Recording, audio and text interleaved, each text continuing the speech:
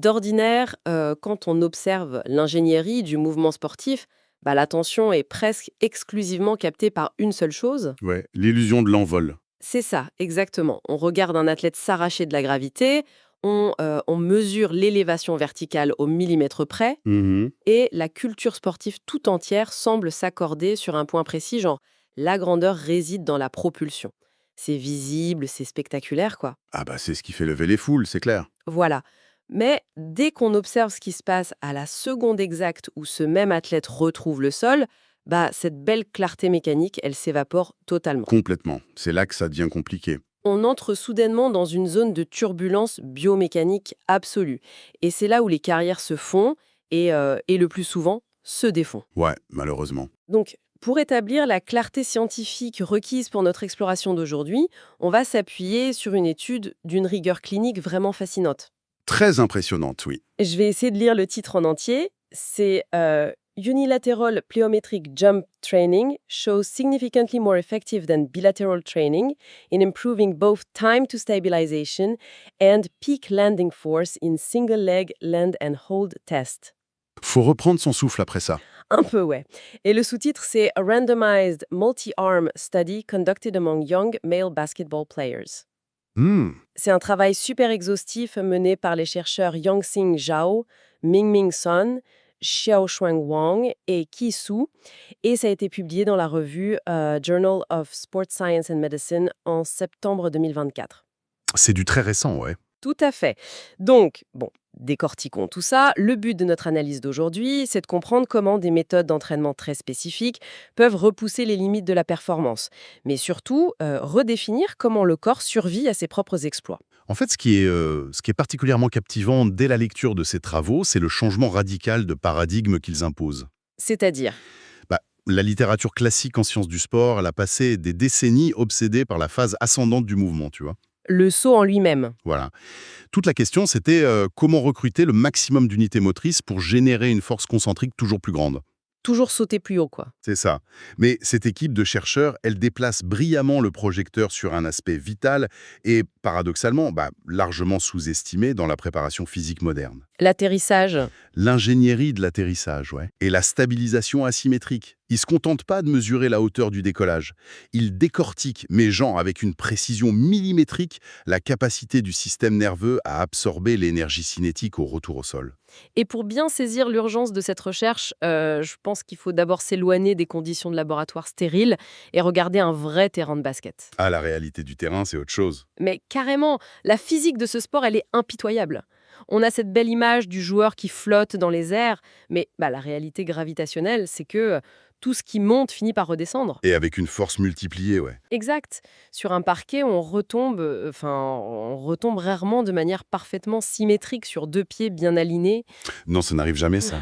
La norme, c'est d'atterrir sur une seule jambe en plein déséquilibre avec souvent un adversaire qui t'a bousculé en l'air. C'est genre un chaos dynamique permanent. Absolument. Et d'un point de vue biomécanique, c'est exactement ce chaos qui définit la vraie charge de travail. Hmm. Le basket, c'est des actions neuromusculaires d'une intensité extrême, répétées de manière aléatoire, et les données épidémiologiques sont claires, le moment de vulnérabilité maximale, c'est pas l'impulsion, C'est la réception. c'est la réception. En fait, les chercheurs se concentrent sur ce qu'on appelle les forces d'atterrissage maximales. D'accord. Plusieurs fois son poids de corps. Ah ouais, c'est énorme. C'est massif. Et tout ça, c'est concentré sur quelques centimètres carrés d'articulation en une fraction de seconde. C'est comme concevoir une voiture de course en fait. Tout le monde s'extasie sur la puissance du moteur, donc le saut. Ouais, très bonne analogie.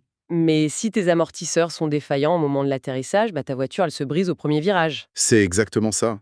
Si cette force, elle n'est pas dissipée par les muscles, elle remonte directement dans la structure osseuse ou ligamentaire. Et bim, blessure. Et voilà, c'est là qu'on voit les ruptures des ligaments croisés, les entorses sévères de la cheville ou les fractures de fatigue. C'est terrible. Et en plus de ça, l'étude insiste vachement sur le temps de stabilisation. C'est quelques millisecondes où le corps oscille pour trouver son équilibre. Oui, C'est des millisecondes où l'athlète est incapable de bouger. Il ne peut pas initier un nouveau mouvement. C'est un vrai temps mort neurologique. D'accord, donc si on résume, le problème, c'est pas de savoir si on peut sauter haut, mais plutôt si le système nerveux est équipé pour gérer ce saut. Exactement. On s'est un peu trompé de cible historiquement, non? La culture sportive accorde beaucoup trop d'importance à l'envol au détriment de l'amortissement. Complètement. La capacité à récupérer l'équilibre rapidement, c'est ce qui dicte réellement la disponibilité du joueur sur le terrain. Bon, alors comment ces chercheurs ont fait pour isoler ça? On peut pas juste regarder des matchs et attendre de voir qui se blesse pour tirer des conclusions. Non, bien sûr. Et c'est là que l'architecture de leur essai clinique est très élégante. Ils ont mis en place un essai randomisé, contrôlé, sur 8 semaines. 8 semaines, ok. Sur un échantillon de 75 jeunes joueurs de basket masculin, niveau régional. Et l'âge moyen, genre 16 ans et demi, c'est fondamental ici. Ah oui, pourquoi à cet âge précis? Parce qu'à cet âge, le système neuromusculaire est dans une phase de plasticité exceptionnelle. Il absorbe tout. Il est hyper réceptif aux nouveaux stimuli. Voilà. Mais c'est aussi le moment où les asymétries de force, genre entre la jambe droite et la gauche, elles peuvent se cristalliser. Et devenir des bombes à retardement pour les futures blessures. C'est ça, exactement. Ok. Et comment ils ont structuré les groupes? Parce que pour prouver qu'une méthode marche mieux, faut des bons points de comparaison. Ils ont divisé les 75 athlètes en 3 groupes de 25. Le premier groupe, le UPGT, a fait de la pliométrie exclusivement sur une jambe. L'entraînement unilatéral, donc. Ouais, pendant 2 mois, tous leurs sauts explosifs, les bonds, les réceptions, tout était sur une seule jambe. Waouh, super intense. Et le deuxième groupe? Le deuxième groupe, le BPGT, même volume, même intensité, mais en bilatéral classique. Donc on saute et on atterrit sur les 2 jambes en même temps. D'accord, la méthode traditionnelle, quoi. Exact. Et le troisième groupe, c'était le groupe contrôle. Et là, attention, point super important, ce n'était pas un groupe inactif. Ah, ils n'ont pas juste passé 2 mois sur le canapé. Non, non. Ils ont continué leur entraînement standard de basket, avec les matchs, les pratiques, 3 à 4 fois par semaine. Mais c'est un détail énorme, ça. Le fait que le groupe contrôle ait continué à jouer intensément, ça prouve que le simple fait de jouer au basket, ça suffit pas à développer ses amortisseurs. Ouais, c'est une réalisation un peu dure pour pas mal de coachs.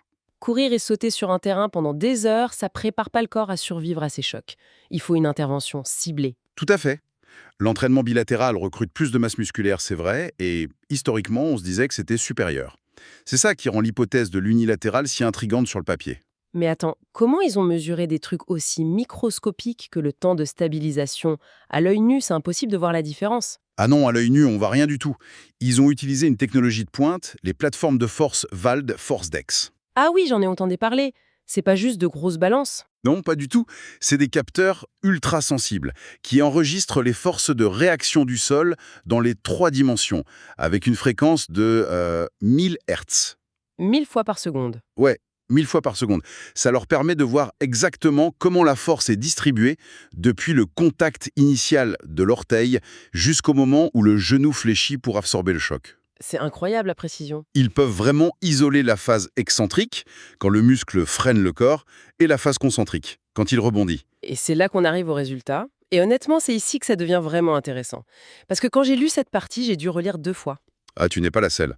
Bah oui, parce que logiquement, si je suis un préparateur physique et que je fais travailler mes gars uniquement sur une jambe pendant 2 mois, la physique de base voudrait qu'ils perdent de la puissance globale, non? C'est l'intuition de tout le monde, ouais. Bah oui. Si j'utilise la moitié de la masse musculaire disponible, comment mon moteur peut être aussi puissant quand je décide de sauter sur 2 jambes? C'est contre-intuitif au possible. C'est le dogme classique. Mais l'étude vient complètement l'ébranler. Ils ont testé la hauteur et la puissance pure sur des sauts à 2 jambes. Le saut avec élan, le CMJ et le saut accroupi, le squat jump. D'accord, les classiques. Et de manière tout à fait inattendue, le groupe entraîné sur une seule jambe a amélioré sa puissance maximale et sa force maximale, dans les mêmes proportions que le groupe entraîné sur 2 jambes. Wait, really? Aucune différence? Aucune différence statistique significative entre les 2 méthodes pour la puissance verticale. Mais c'est fou. S'entraîner sur une seule jambe à la fois te permet de sauter aussi haut sur 2 jambes que si tu t'étais entraîné que sur 2 jambes. C'est exactement ça. L'unilatéral offre les mêmes bénéfices de base que le bilatéral pour la puissance pure. Mais physiologiquement, comment c'est possible? La moitié du travail produit 100% des résultats. La réponse, elle est dans la neurophysiologie. C'est un phénomène génial qui s'appelle le transfert d'entraînement, ou l'éducation croisée, la cross-education en anglais. L'éducation croisée. D'accord. Faut arrêter de voir la force juste comme la taille d'un muscle. La force, c'est d'abord un signal électrique du cerveau. Ok, je te suis. Quand un athlète fait un saut pliométrique intense sur une jambe, il met son système nerveux central sous un stress énorme. Le cortex moteur doit générer une commande neurale hyper puissante pour compenser le déséquilibre. Ah, ok. Et du coup, ce signal déborde. Voilà. Les circuits nerveux dans la moelle épinière sont partagés. En entraînant à fond le côté droit, le cerveau met à jour son logiciel de recrutement musculaire. Et ça profite aussi au côté gauche, même s'il n'a pas bossé pareil. Mais c'est une notion absolument brillante. Pour faire une analogie pour ceux qui nous écoutent, c'est un peu comme si les muscles c'était le hardware, le matériel informatique, Ouais, mais le cerveau c'est le système d'exploitation. Donc s'entraîner sur une jambe, ça va pas forcément faire grossir le muscle de l'autre jambe, mais ça télécharge une mise à jour logicielle globale. c'est la métaphore parfaite. Ça rend tout le réseau électrique plus efficace en fait. Le cerveau apprend à allumer les fibres plus vite et plus fort. Exactement. Les adaptations neuromusculaires, elles compensent largement le fait de bosser qu'un côté. Surtout sur une période courte de 8 semaines. Le système nerveux devient juste un meilleur chef d'orchestre. Bon, alors, on a établi que s'entraîner sur une jambe ne pénalise pas la hauteur de saut. Mais si les deux méthodes se valent pour la puissance pure, pourquoi l'étude positionne la méthode unilatérale comme très nettement supérieure? Ah, c'est là qu'on en vient au fameux test de réception et de maintien sur une jambe. Le Single Leg Land and Hold Test. C'est quoi la différence majeure ici? Imagine le protocole. L'athlète saute d'une boîte, atterrit sur un seul pied directement sur les capteurs et doit se figer instantanément, se transformer en statue. Ok, super difficile. C'est dans ce contexte asymétrique que le groupe entraîné sur une jambe a littéralement écrasé les autres. Vraiment écrasé, hein? Ah ouais, un temps de stabilisation considérablement plus court et une force de réception maximale significativement plus faible. Ok, réduisons ça à la base. Si on relie ça au contexte global, cette réduction de force d'impact sous la peau, ça veut dire quoi, hein? Hmm. Pourquoi ces jeunes arrivent à amortir un choc qui, avant, aurait pu leur péter le genou? C'est quoi le mécanisme, le pourquoi de cette victoire écrasante? C'est la nature dynamique de l'exercice sur un appui. En bilatéral, le corps est stable de base. Les gros muscles font le boulot. Ouais, les quadriceps, tout ça. Mais sur un pied, le bassin veut basculer, le genou est attiré vers l'intérieur par la gravité. Le fameux effondrement en valgus. Exactement, la cause numéro 1 des ruptures des croisés. Pour empêcher ça, l'entraînement unilatéral exige l'activation rapide de tout un tas de petits muscles stabilisateurs. Lesquels, par exemple? Le moyen fessier sur le côté de la hanche, les muscles péronniers autour de la cheville, et même les petits muscles sous la voûte plantaire. Ah ouais, des muscles qui dorment un peu pendant les exercices sur deux jambes. C'est ça. L'unilatéral force ces muscles à devenir la première ligne de défense. Ça corrige les asymétries et ça distribue les forces d'atterrissage beaucoup plus uniformément. Ça protège les articulations principales. Ça me donne une image très frappante en tête. En fait, s'entraîner en bilatéral, c'est comme s'entraîner à tenir en équilibre sur une planche très large, posée au sol. C'est très stable. C'est ça, tu peux développer une force massive vers le haut sans avoir peur de basculer. Mais s'entraîner en unilatéral, c'est comme marcher sur une corde raide. Ouais, c'est pas du tout le même défi neurologique. Tu peux pas juste utiliser la force brute de tes cuisses. La survie sur la corde raide dépend d'un dialogue constant à la milliseconde près entre le cerveau et ses petits stabilisateurs pour faire des micro-ajustements. C'est une excellente façon de le voir. Et quand ces joueurs retournent sur le terrain de basket, où ils atterrissent tout le temps sur un pied après un rebond, ces micro-ajustements deviennent des réflexes salvateurs. Et ce qui est dingue, c'est que le cerveau n'attend même pas de toucher le sol pour réagir, n'est-ce pas? Non, il anticipe. C'est ce qu'on appelle l'activation pré-programmée, le feed-forward en neurologie. D'accord. Avant même que la chaussure touche le parquet, le cerveau précontracte, le moyen fessier verrouille la cheville. Le corps subit plus l'impact passivement. Il crée un filet de sécurité dynamique avant le crash. Exactement. L'énergie cinétique est dissipée à travers toute la chaîne au lieu d'aller taper brutalement dans le genou. C'est fascinant. Alors, pour résumer un peu tout ça, qu'est-ce que ça signifie au final pour ceux qui nous écoutent?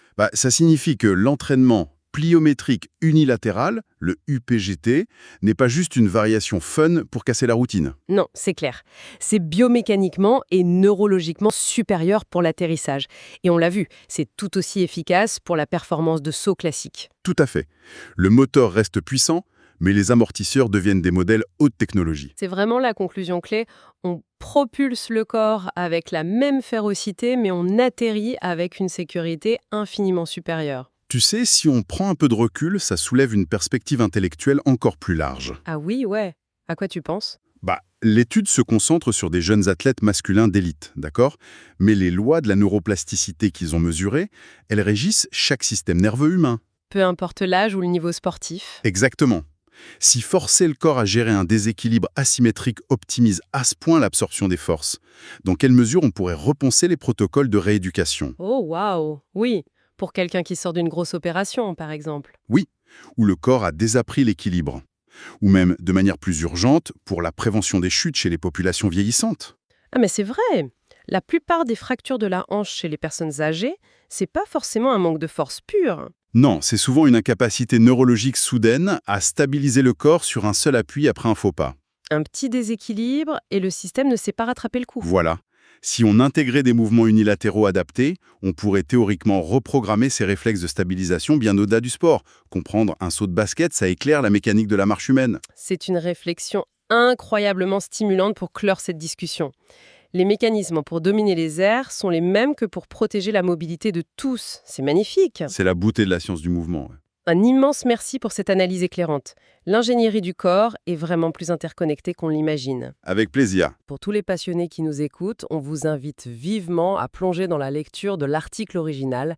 Un unilateral plyometric jump training shows significantly more effective than bilateral training par Zhao et son équipe dans le Journal of Sports Science and Medicine. Ça vaut le détour, vraiment. Absolument. Et pour s'assurer de ne rater aucune de nos futures explorations et découvertes scientifiques, n'oubliez pas de vous abonner à la chaîne et d'activer les notifications. C'est le meilleur réflexe. La leçon du jour est claire, développer un envol spectaculaire, c'est bien, mais la véritable maîtrise, celle qui assure la longévité, elle réside dans la subtile science de l'atterrissage. À très bientôt pour une nouvelle plongée en